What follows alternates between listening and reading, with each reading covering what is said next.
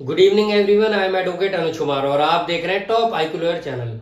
साथियों, हमारे चैनल का उद्देश्य सरल भाषा में आपको आपके कानूनी अधिकारों के प्रति आपको जागरूक करना है, आपको अवेयर करना है। साथियों, आज के वीडियो में हम माननीय सुप्रीम कोर्ट के एक बहुत महत्वपूर्ण केस पर चर्चा करेंगे। माननीय सुप्रीम कोर्ट ने हाल ही में Yashodi Bishan Rao Wadode versus state of Maharashtra and another के केस में धारा 498 आईपीसी घरेलू उत्पीड़न के मामलों में आरोपों को बढ़ा चढ़ाकर पेश किए जाने और वाइफ द्वारा हस्बैंड की फैमिली मेंबर्स को अधिक व्यक्तियों को घसीटने की प्रवृत्ति पर नाराजगी जताई है। माननीय न्यायमूर्ति सिटी रवि कुमार और न्यायमूर्ति संजय कुमार की पीठ ने कहा, ऐसे मामलों में कोर्ट्स को आरोपों का सावधानी पूर्वक विश्लेषण करना चाहिए ताकि निर्दोष लोगों को अपमान और अनावश्यक परिणामों से बचाया जा सके।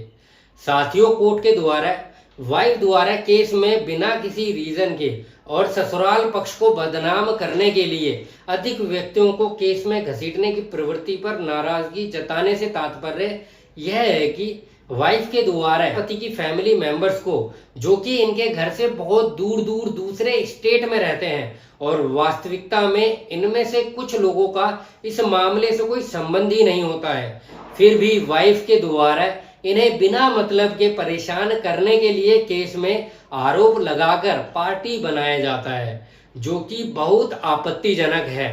इसलिए ऑनरेबल सुप्रीम कोर्ट ने वाइफ द्वारा अधिक व्यक्तियों को केस में घसीटने की प्रवृत्ति पर नाराजगी जताई है। इस सिचुएशन को एक एग्जांपल से अगर मैं समझाऊं तो मान लीजिए फॉर एग्जांपल किसी महिला के पति और उनके माता पिता पर घरेलू उत्पीड़न का आरोप वाइफ द्वारा लगाया गया, लेकिन जांच में पाया गया कि पति की बहन पर वाइफ के द्वारा बेवजह आरोप लगाए गए थे, क्योंकि उसके विवाह के बाद उसके परिवार के साथ संपर्क में आने के बहुत कम अवसर थे।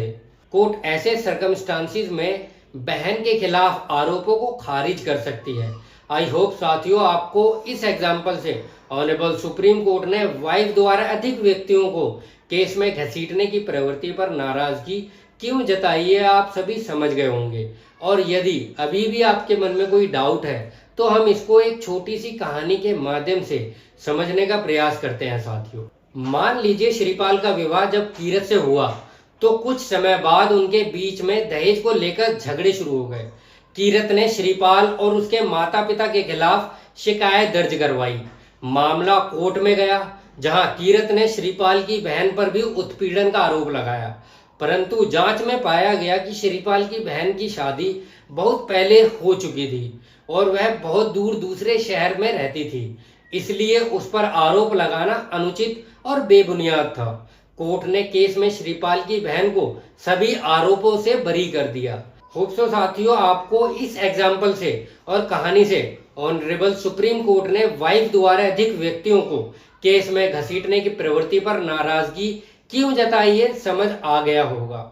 साथियों, वापस आते हैं इस केस के फैक्ट्स पर और डिसीजंस पर। साथियों, इस केस में अपीलकर्ता जो मृतका का जीजा था, जो मृतका के पति और ननद के साथ दहेज उत्पीड़न के आरोप में शामिल किया गया था, अपीलकर्ता पे धारा 498A और 34 आईपीसी के तहत में आरोप लगाए गए, उसे दोषी ठहराया गया।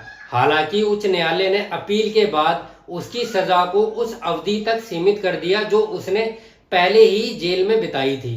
साथियों, अपीलकर्ता ने हाईकोर्ट के आदेश को चुनौती दी और दावा किया कि अभियोजन पक्ष उसके खिलाफ कोई ठोस सबूत पेश नहीं कर पाया था। उसने बताया कि दहेज की मांग जनवरी 2010 में की गई थी, जबकि उसकी शादी मृतका की ननद से अक्टूबर 2010 में हुई थी, जो साफ दर्शाता है कि आरोप निराधार और बेबुनियाद हैं। साथियों, ऑनरेबल सुप्रीम कोर्ट ने इस केस में दो महत्वपूर्ण केसेस का रेफरेंस लिया। पहला case Preeti Gupta versus state of Jharkhand 2010 का केस। ऑनरेबल सुप्रीम कोर्ट ने इस केस में धारा 498A के दुरुपयोग पर चिंता जताई थी और संशोधन की आवश्यकता पर जोर दिया था।